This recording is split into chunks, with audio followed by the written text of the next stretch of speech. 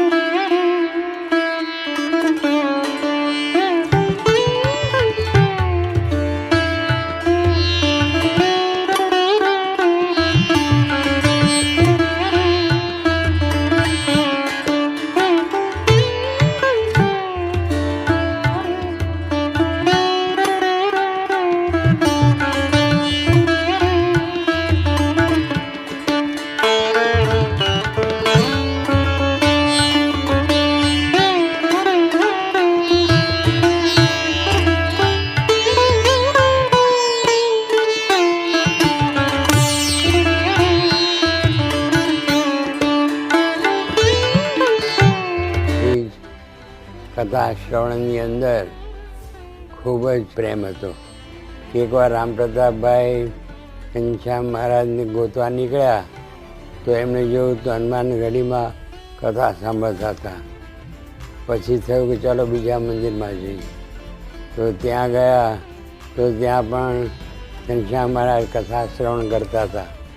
એમ 5-7 મંદિરોમાં ગયા રામપ્રતાપભાઈ તો દરેક મંદિરમાં કથા સાંભળતા જોયા. એના ઉપરથી એમને ખ્યાલ આવ્યો કે ઘનશ્યામ મહારાજને કથા શ્રવણનો કેટલો બધો ઈચ્છક છે. તો એ રીતે આપણા ઈષ્ટદેવ ભગવાન સ્વામિનારાયણ આવી નાની ઉંમરમાં પણ એમને કથા શ્રવણનો આટલો બધો ઈચ્છક હતો. અને એમણે વચનામૃતમાં પણ આપણને કહ્યું કે શ્રવણ ભક્તિ છે એ શ્રેષ્ઠ ભક્તિ છે. હવે આપણે ઓફિશિયલી સંસ્થા દ્વારા આ ડિજિટલ કથા વાર્તા એ શરૂ કરીએ છીએ. એ આપણે માટે બહુ જ સૌભાગ્યની વાત છે અને આપણે અવશ્ય એનો લાભ લઈએ, કારણ કે બધી જ ભાષામાં ગુજરાતી, હિન્દી, અંગ્રેજી ત્રણેય ભાષાની અંદર આપણને લાભ મળવાનો છે.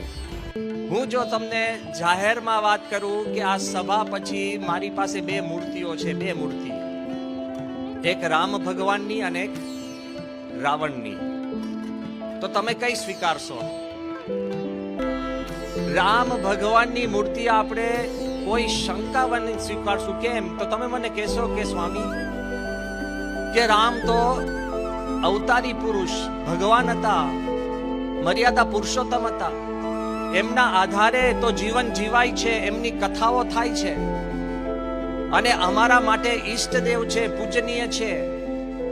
એમની વાણી અને પ્રસંગોના આધારે જીવનો ગૂંથાય છે.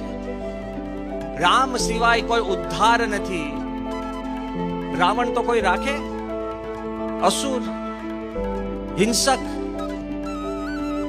મૂલ્યહીન. રામ પાસે બધું જ છે તો આપણે રામ જ રાખીએ. પણ પછી જે જાહેરાતની અંદર પેટા જાહેરાત થાય કે રામ ભગવાનની મૂર્તિ છે એ લાકડાની છે, કાસ્ટની, અને રાવણની 24 કેરેટ સોનાની છે, તો કઈ લેશો? જો બધા હસવા માંડ્યા ખરા. આપણે હાથ ઊંચા નથી કરાવવા.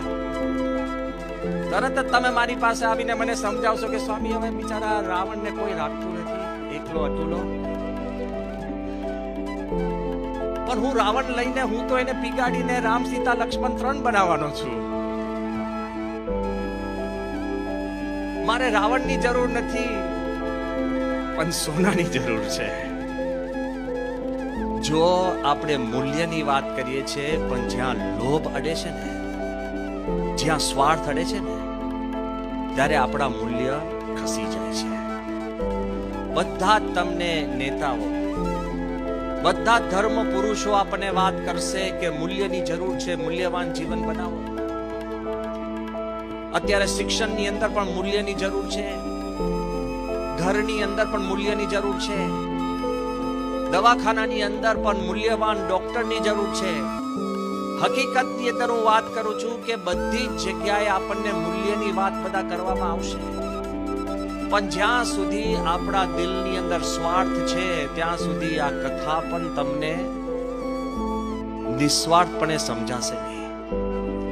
ઓનલી જ્યારે આપણે આ વાત નિસ્વાર્થપણે સમજીશું ત્યારે આપણા જીવનની અંદર ચેન્જ આવશે.